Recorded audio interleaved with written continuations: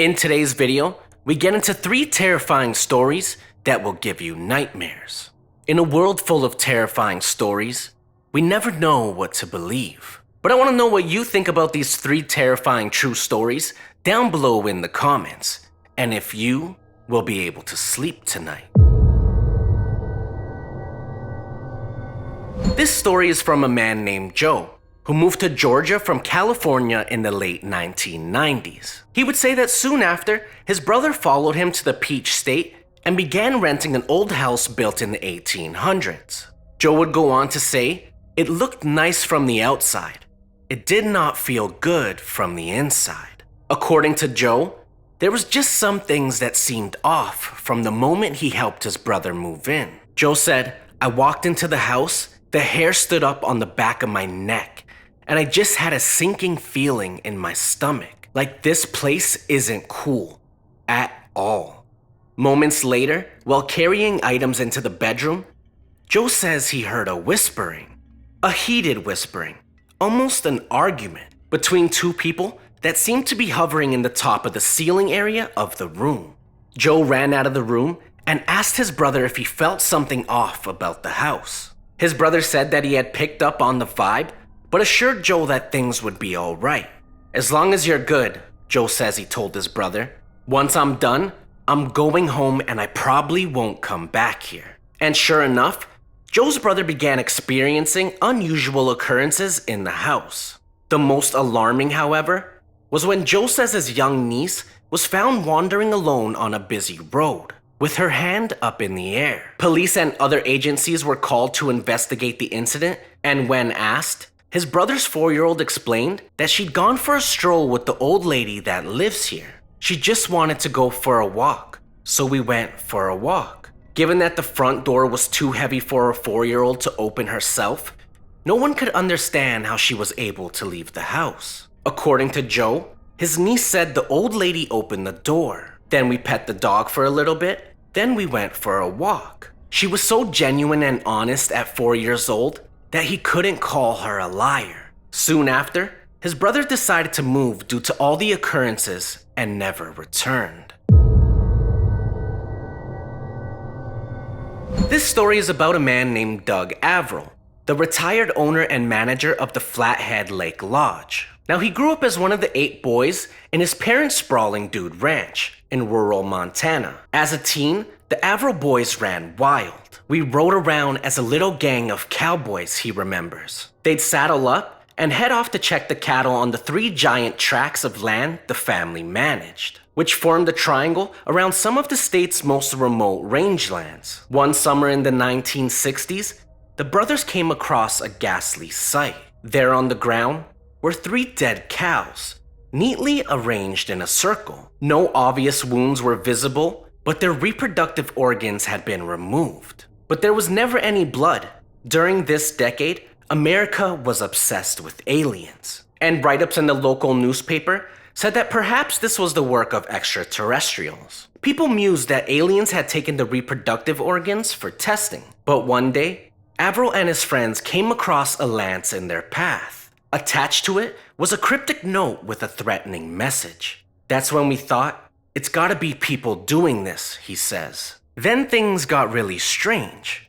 Over the next few days, a series of odd events would begin to unfold. First, the brothers stopped in at a local bar to grab a hamburger, leaving their horses in the back of a stock truck. The horses were packed in tightly, and the Averills were only gone for a few minutes. When they came back, the horse packed in the middle of the truck was mysteriously out, with no signs of a struggle. "We had no idea how they possibly could have gotten the horse unloaded without loading all the others," he says. The next day, a new wrangler on the ranch fell off his horse and was badly injured. They'd all been riding together, but not a single other member of the crew saw the accident. "It was the weirdest thing," Averill says. "The man's injuries were so severe that he was left permanently disabled." Finally, the last terrible thing happened. An old camp cook drove out to meet the brothers and ride for a day, but when he arrived, the tailgate on his truck had somehow gone missing, even though it had been there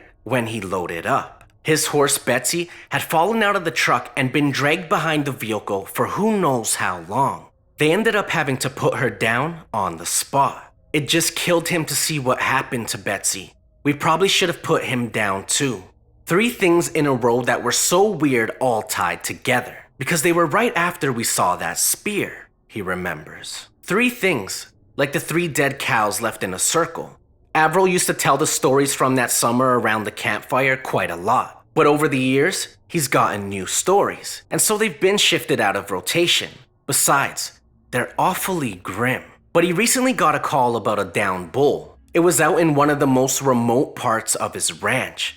A neighbor had seen a pack of 16 wolves, and normally wolves don't bother a buffalo. He went to investigate. There, lying in a snow-covered field, was the bull. But there were no bullet holes or teeth marks, or gashes on its corpse. Even stranger, scavenging animals and birds hadn't touched it.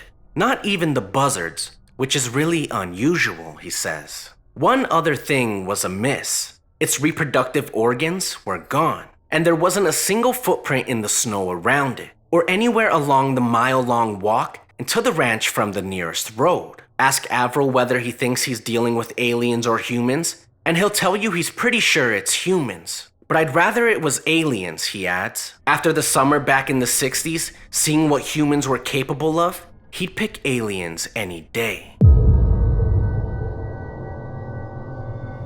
This person begins by saying this experience is absolutely true. But I want to know what you think down below in the comments. I work in a warehouse that my father purchased. He bought it for 25% of its cost from a farmer who seemed very excited to get rid of it. It's in the middle of Mennonite country with no neighbors for half a mile around. Look out the window and you see cornfields and scraggly trees. Call service? Forget about it.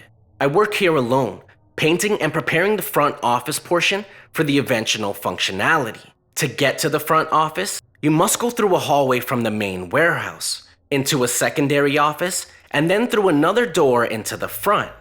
I frequently hear bumps and thuds, and occasionally will go into the warehouse and feel air movement. But I've always attributed it to drafts and animal life in the roof. The only thing that has ever made me uneasy about the building is the fact that all the door locks are reversed. Whoever installed those locks didn't intend to keep people out.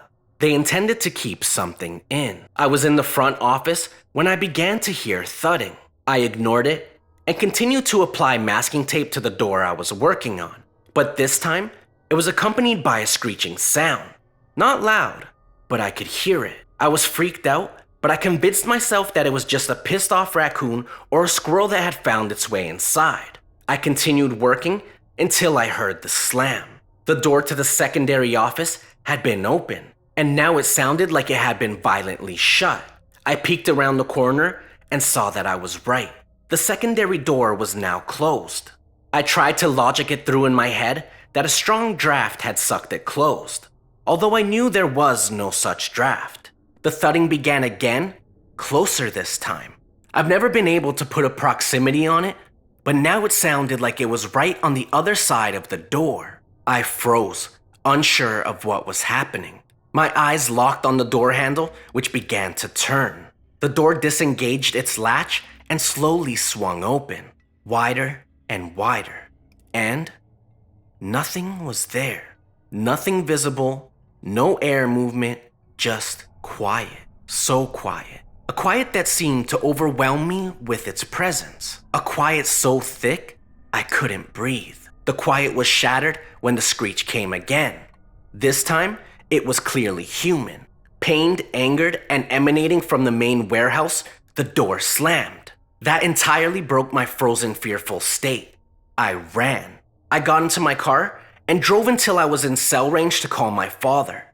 He didn't believe anything about the doors closing, but agreed that the building had something weird about it. He told me he'd be right out. Fast forward half an hour, my dad and I met up and drove back to the warehouse. I showed him the door that slammed, showing him that it was separated from both the front office and the main warehouse, so no draft could have closed it. I told him about the thuds, the screeching, and the sudden quiet that overcame the building. He decided that we should check the main warehouse. Emboldened by his presence, I led the way. Something you should know about this warehouse: it was formerly a furniture manufacturing place owned by a Mennonite farmer. They made handmade chairs, tables, and more. Because of all the cutting that went on, the floor is thickly coated with dust. We walked into the warehouse and saw nothing out of the ordinary. The dust was untouched, the doors were closed, and the windows were locked. The only thing out of the ordinary was one of the hanging fluorescent light fixtures. It was hanging and slightly swaying. Insisting we take a look at the mount to ensure it didn't break loose, my dad grabbed a ladder. He supported it while I climbed up and grabbed the swinging light. I looked on top of the light and saw a handprint. A single, fresh, inhuman large handprint. No footprints in the dust around the light, and no signs of a presence. I climbed down and switched places with my father. He saw it and said, "What the hell? There's been no one in here for years." He climbed down and told me he'd been suspicious of someone breaking in and stealing parts from his warehouse light system. He didn't believe me that it wasn't human, that something was right here. The last thing he said was, "Nothing is here. Next time, just go back to work." And then, as if to show its presence, the thud returned. This time it wasn't just a thud, but more of an earthquake. The entire building felt like it moved. The heartbeat-like thud was then overlaid by a screech. The awful, awful screech. It felt like it was coming from the walls themselves. We ran, and I haven't returned. My father hired someone to finish my job and has since moved into the office. He's heard the thudding, but thus far nothing has happened further. What actually happened, I don't know, nor do I ever care to know. What I do know is that there is something paranormal in that building, and the man who sold it to us knew. I'll never forget the sound of that lock turning by itself, or the feeling of the deafening silence. Now I want to know what you think about these 3 terrifying true stories down below in the comments. And if you'd like to hear more, give this video a thumbs up.